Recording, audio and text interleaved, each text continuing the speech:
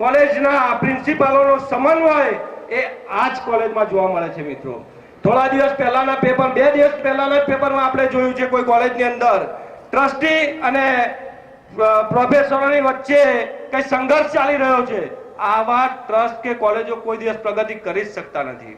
એટલે અશ્વિનભાઈ હોય કે કાયમ માટે આપણે આવીએ તો અશ્વિનભાઈ કોલેજમાં મળે ને મળે જ.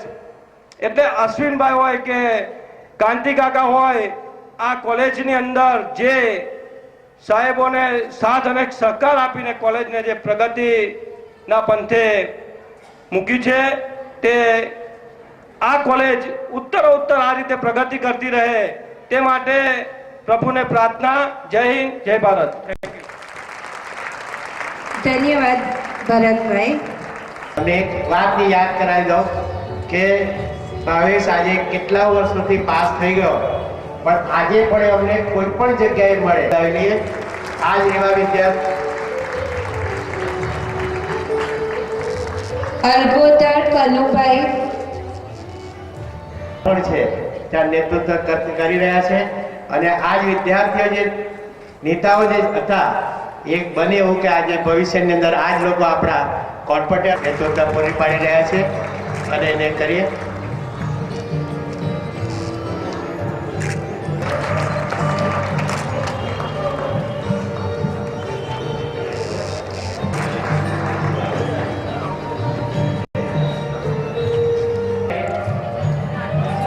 અને આપ એની સાદી ભાષા બનાવશે.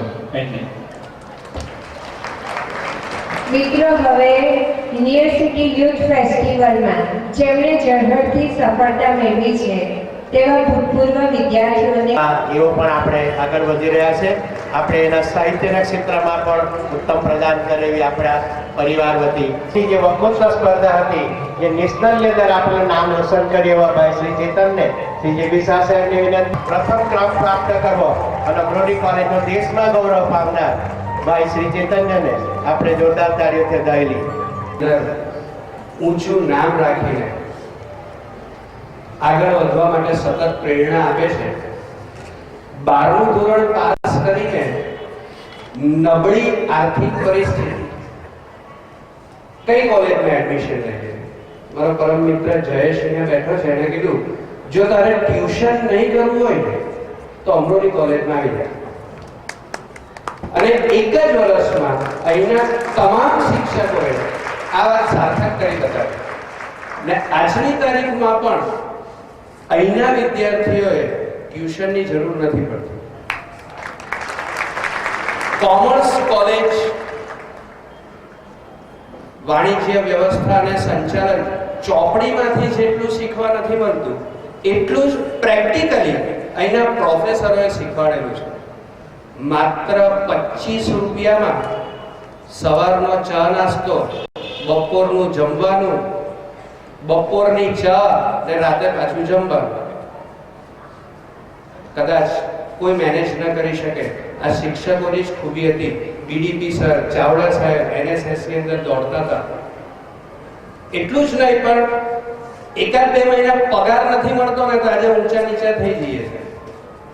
એ વખતે લગભગ 6 મહિના સુધી પગાર વગર કામ કરવું અને તે પણ વિદ્યાર્થીઓને એનો અહેસાસ સુદ્ધા ન લાગવો, ભણાવવામાં કોઈ જાતની કચાશ નહીં, આ જ કોલેજના શિક્ષકો કરી શકે.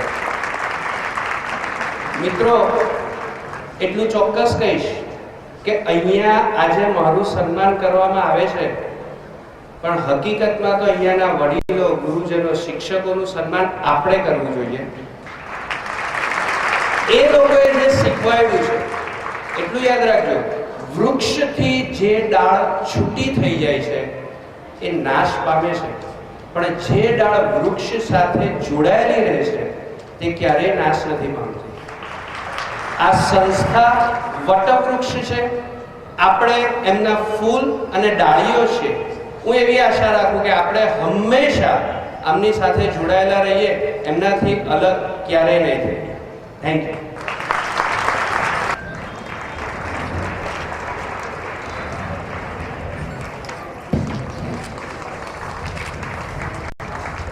હવેલી દુનિયા મહિલાઓની